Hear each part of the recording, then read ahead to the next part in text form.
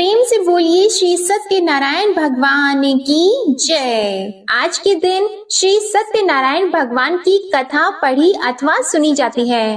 तो आइए आज आपको सुनाते हैं श्री सत्यनारायण भगवान की संपूर्ण व्रत कथा और आरती। एक समय नैमिषारण्य तीर्थ में शौनक आदि 88,000 ऋषियों ने श्री सूत जी से पूछा, हे प्रभु, इस कलयुग में वेद विद्या रहित मनुष्यों को प्रभु भक्ति किस प्रकार मिलेगी और उनका उद्धार कैसे होगा। इसलिए हे मुनि श्रेष्ठ, कोई ऐसा तप कहिए जिससे थोड़े समय में पुण्य प्राप्त हो जाए तथा मनोवांछित फल मिले। वह कथा सुनने की हमारी बहुत इच्छा है। सर्वशास्त्र ज्ञाता श्री सूत जी बोले, हे वैष्णवों में पूज्य, आप सबने प्राणियों के हित की बात पूछी है। अब मैं उस श्रेष्ठ व्रत को आप लोगों से कहूँगा जिस व्रत को नारद जी ने लक्ष्मी नारायण जी से पूछा था और लक्ष्मीपति ने मुनि श्रेष्ठ नारद जी से कहा था। सो ध्यान से सुनिए। एक समय योगी राज नारद जी दूसरों के हित की इच्छा से अनेक लोकों में घूमते हुए मृत्यु लोक में आ पहुँचे। यहाँ अनेक योनियों में जन्मे हुए प्राय सभी मनुष्यों को अपने कर्मों द्वारा अनेकों दुखों से पीड़ित देखकर सोचा, किस यत्न के करने से निश्चय ही प्राणियों के दुखों का नाश हो सकेगा।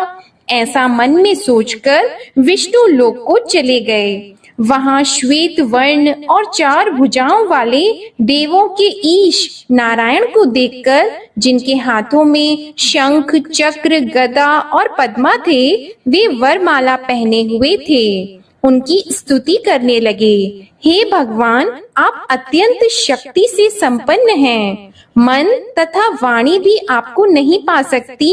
आपका आदि मध्य अंत नहीं है। निर्गुण स्वरूप सृष्टि के आदि भूति व भक्तों के दुखों को नष्ट करने वाले हो। आपको मेरा नमस्कार है। नारद जी से इस प्रकार की स्तुति सुनकर विष्णु भगवान बोले, हे मुनि श्रेष्ठ, आपके मन में क्या है? आपका किस काम के लिए आगमन हुआ है? निःसंकोच होकर कहिए। तब नारद मुनि बोले, मृत्यु लोक में सब मनुष्य जो अनेक योनियों में पैदा हुए हैं, अपने अपने कर्मों के द्वारा अनेक प्रकार के दुखों से दुखी हो रहे हैं। हे नाथ, मुझ पर दया रखते हो तो बताइए कि उन मनुष्यों के सब दुख थोड़े से ही प्रयत्न से कैसे दूर हो सकते हैं।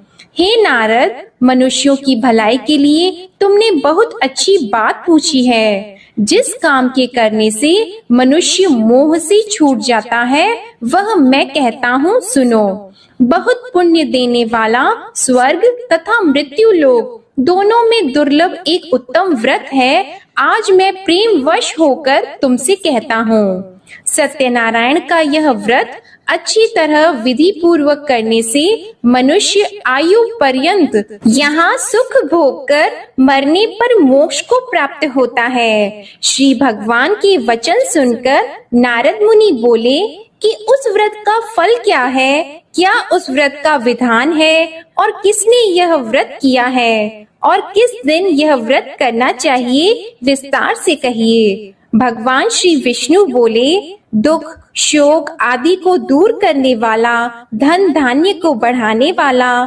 सौभाग्य तथा संतान को देने वाला यह व्रत सब स्थानों पर विजयी करने वाला है। भक्ति और श्रद्धा के साथ किसी भी दिन मनुष्य श्री सत्यनारायण की शाम के समय ब्राह्मणों और बंधुओं के साथ धर्म परायण होकर पूजा करे। भक्ति भाव से नैवेद्य, केले का फल, घी, दूध और गेहूं का चूर्ण सवाया ले। गेहूं के अभाव में साठी का चूर्ण, शक्कर और गुड़ ले और सब भक्षण योग्य पदार्थ जमा करा के भगवान के अर्पण कर दें तथा बंधुओं सहित ब्राह्मणों को भोजन कराएं। इसके पश्चात स्वयं भी भोजन करें। नृत्य गीत आदि का आचरण करके भगवान सत्यनारायण का स्मरण करते हुए समय व्यतीत करे। इस तरह व्रत करने पर मनुष्यों की सभी इच्छा निश्चय ही पूरी होती है। विशेषकर कली काल में भूमि पर यही मोक्ष का सरल उपाय है। इसके प्रसंग में सूत जी बोले, हे ऋषियों, जिसने पहले समय में इस व्रत को किया है उसका इतिहास कहता हूँ, ध्यान से सुनो। सुंदर काशीपुरी नगरी में एक अत्यंत निर्धन ब्राह्मण रहता था। वह भूख और प्यास से बेचैन हुआ नित्य पृथ्वी पर घूमता था। ब्राह्मणों से प्रेम करने वाले भगवान ने ब्राह्मण को दुखी देखकर बूढ़े ब्राह्मण का रूप धर के उसके पास जाकर आदर के साथ पूछा, हे विप्र, नित्य दुखी हुआ पृथ्वी पर क्यों घूमते हो? हे श्रेष्ठ ब्राह्मण, यह सब मुझसे कहो, मैं सुनना चाहता हूँ। ब्राह्मण बोला, मैं निर्धन ब्राह्मण हूँ, भिक्षा के लिए पृथ्वी पर फिरता हूँ। हे भगवान, यदि आप इसका उपाय जानते हो तो कृपा करके कहो।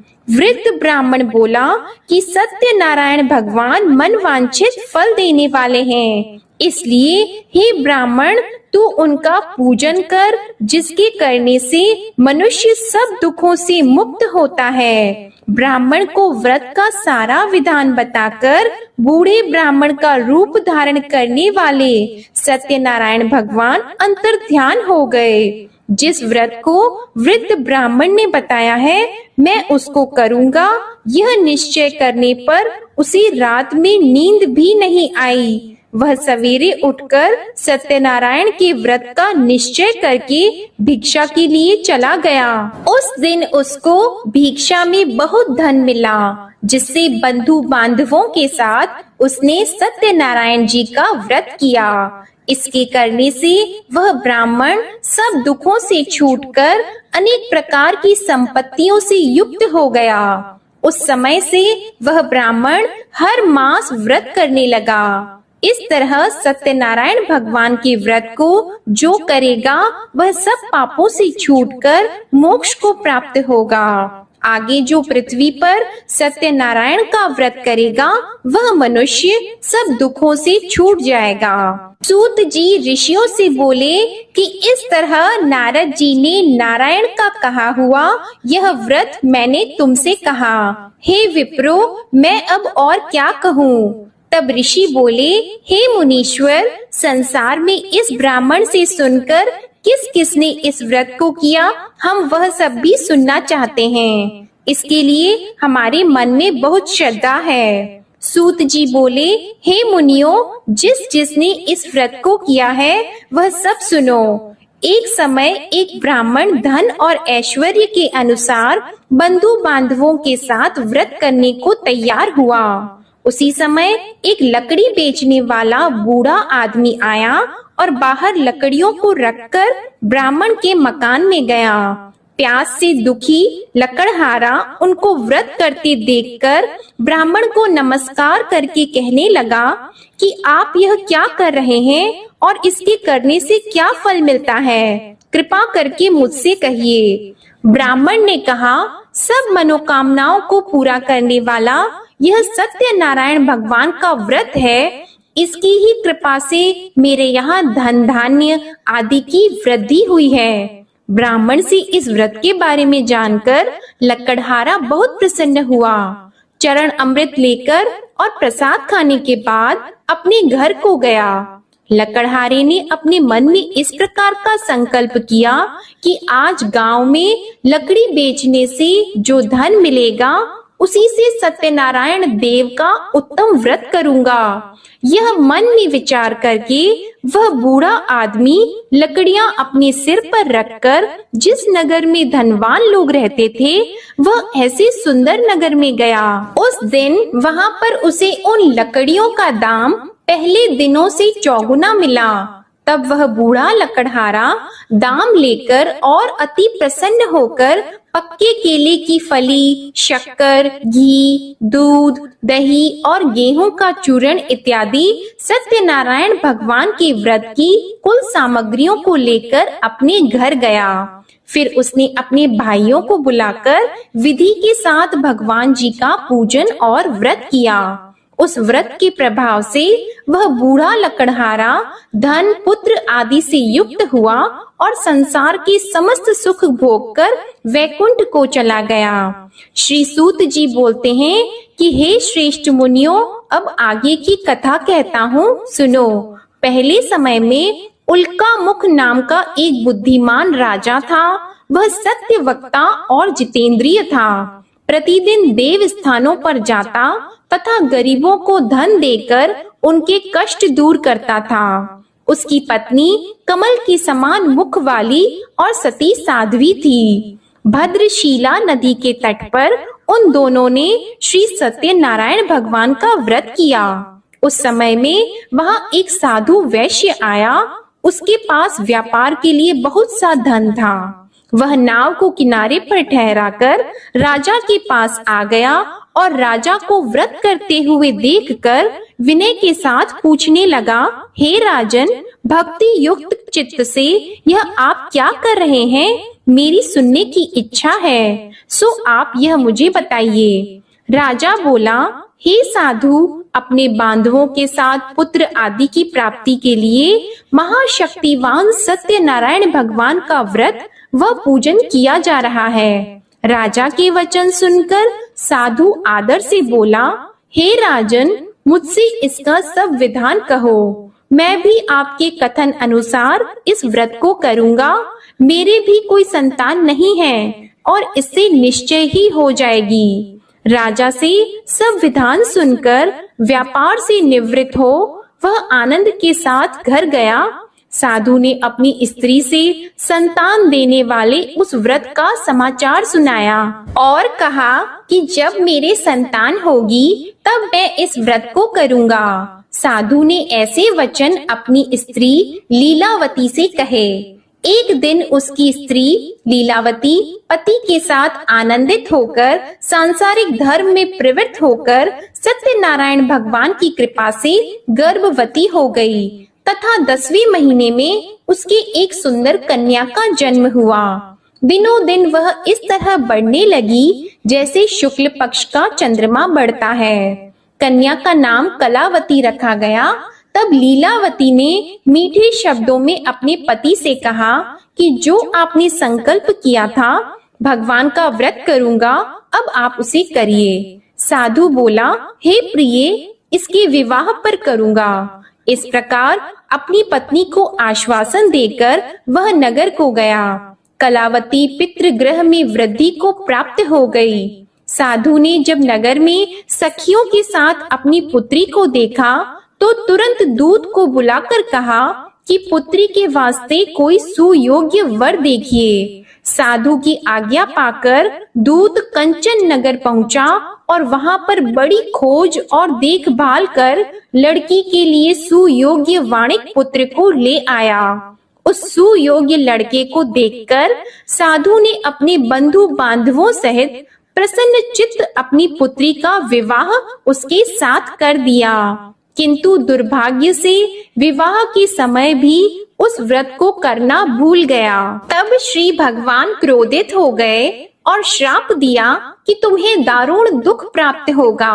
अपने कार्य में कुशल साधु बनिया जमाता सहित समुद्र स्थित रत्नपुर नगर में गया और वहां दोनों ससुर जमाई चंद्रकेतु राजा के उस नगर में व्यापार करने लगे।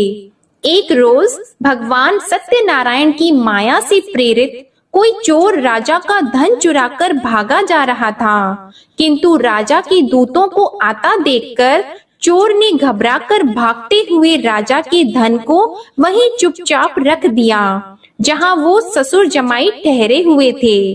तब दूतों ने उस साधु वैश्य के पास राजा के धन को रखा देखा तो वे दोनों को बांध कर ले गए और प्रसन्नता से दौड़ते हुए राजा के समीप जाकर बोले, यह 2-4 हम पकड़ कर लाए हैं, देखकर आज्ञा दें। तब राजा की आज्ञा से उनको कठोर कारावास में डाल दिया और उनका सब धन छीन लिया।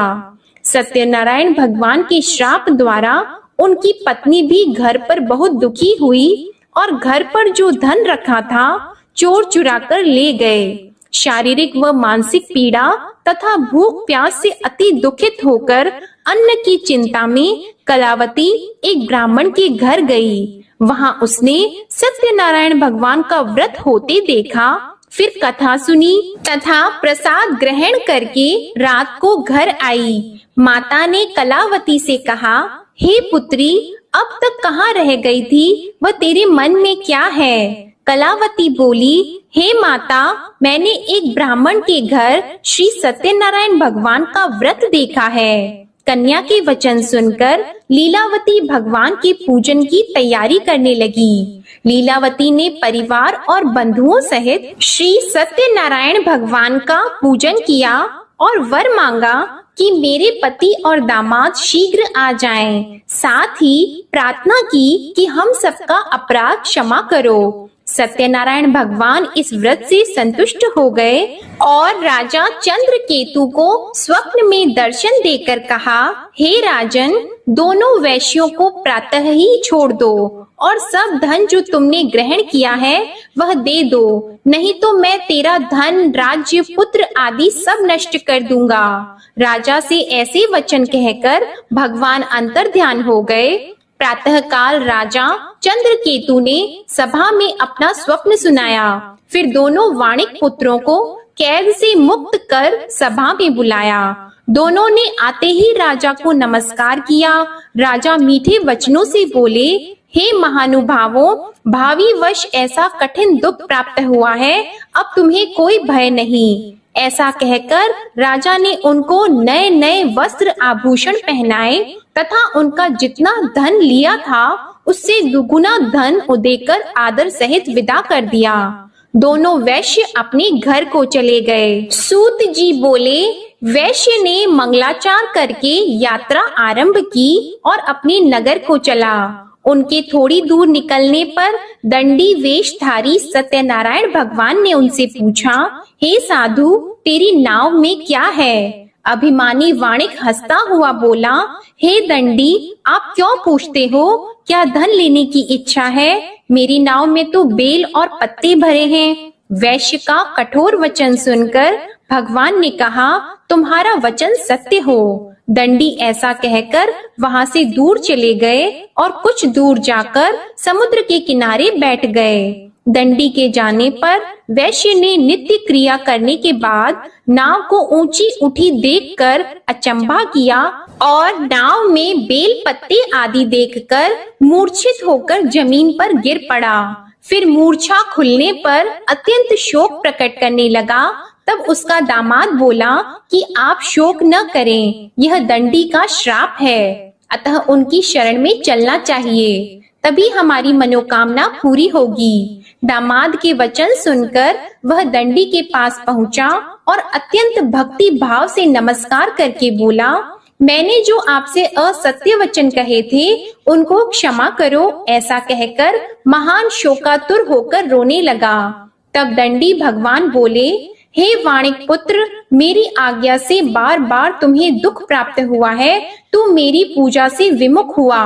साधु बोला, हे भगवान, आपकी माया से मोहित ब्रह्मा आदि भी आपके रूप को नहीं जानते, तब मैं अज्ञानी कैसे जान सकता हूँ? आप प्रसन्न होइए, मैं सामर्थ्य के अनुसार आपकी पूजा करूँगा, मेरी रक्षा करो और पहले के समान नौका में धन भर दो। उसके भक्ति युक्त वचन सुनकर भगवान प्रसन्न होकर उसकी इच्छा अनुसार वर देकर अंतर ध्यान हो गए। तब उन्होंने नाव पर आकर देखा कि नाव धन से परिपूर्ण है, फिर भी वह भगवान सत्यनारायण का पूजन कर साथियों सहित अपने नगर को चला। अब अपने नगर के निकट पहुंचा, तब दूत को घर भेजा। दूत ने साधु के घर जाकर उसकी स्त्री को नमस्कार करके कहा कि साधु अपने दामाद सहित इस नगर के समीप आ गए हैं। ऐसा वचन सुनकर साधु की स्त्री ने बड़े हर्ष के साथ सत्यदेव का पूजन कर पुत्री से कहा, मैं अपने पति के दर्शन को जाती हूँ, तू कार्य पूर्ण करके शीघ्र आ जा।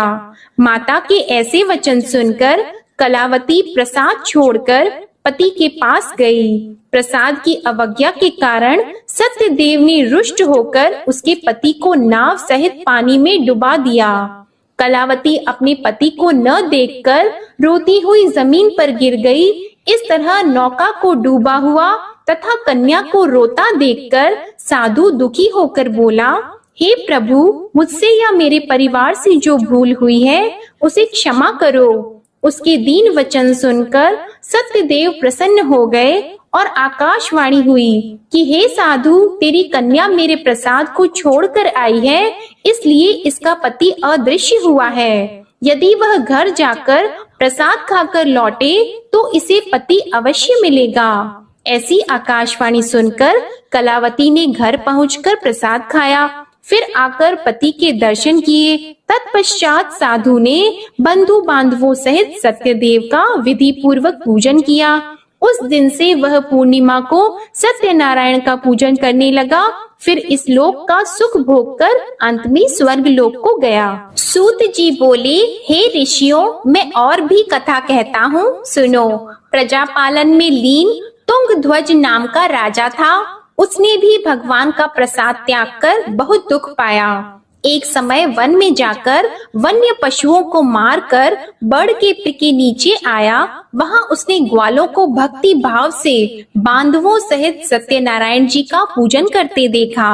राजा देखकर भी अभिमानवश वहां नहीं गया और न ही पूजन किया या नमस्कार किया। जब ग्वालों ने भगवान का प्रसाद उसके सामने रखा तो वह प्रसाद को त्याग कर अपनी सुंदर नगरी को चला गया। वहां उसने अपना सब कुछ नष्ट पाया तो वह जान गया कि यह सब भगवान ने किया है। तब वह विश्वास करके ग्वालों के समीप गया और विधि पूर्वक पूजन करके प्रसाद खाया तो सत्यदेव भगवान की कृपा से पहले जैसा था वैसा ही हो गया। फिर दीर्घ काल तक सुख भोग कर मरने पर स्वर्ग लोक को गया। जो मनुष्य इस परम दुर्लभ व्रत को करेगा, भगवान सत्यनारायण की कृपा से उसे धन धान्य की प्राप्ति होगी। निर्धन धनी और बंदी बंधन से मुक्त होकर निर्भय हो जाता है। संतानहीनों को संतान प्राप्त होती है तथा सब मनोरथ पूर्ण होकर अंत में वैकुंठ धाम को जाता है। यह सत्य है। श्री सूत जी कहते हैं कि ब्राह्मणों, आपको मैंने सत्यनारायण व्रत की यह पावन कथा सुनाई है। इस व्रत का पालन करके मनुष्य सभी दुखों से मुक्त हो जाता है। विशेषतः कलयुग में श्री सत्यनारायण की पूजा महान फल देने वाली है। इन देवता को कोई सत्यनारायण कहते हैं और कोई सत्यदेव कहते हैं। अनेक रूपों में श्री सत्यनारायण भगवान सभी के मनोरथों को पूर्ण करते हैं। ये सनातन सत्यदेव कलयुग में सत्य व्रत के रूप में अवतरित होंगे।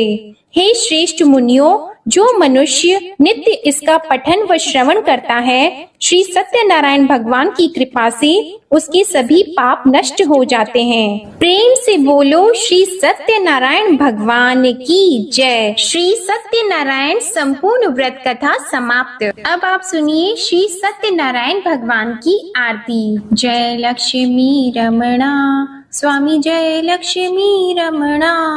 सत्यनारायण स्वामी, सत्यनारायण स्वामी, जनपातक हरणा। जय लक्ष्मी रमणा।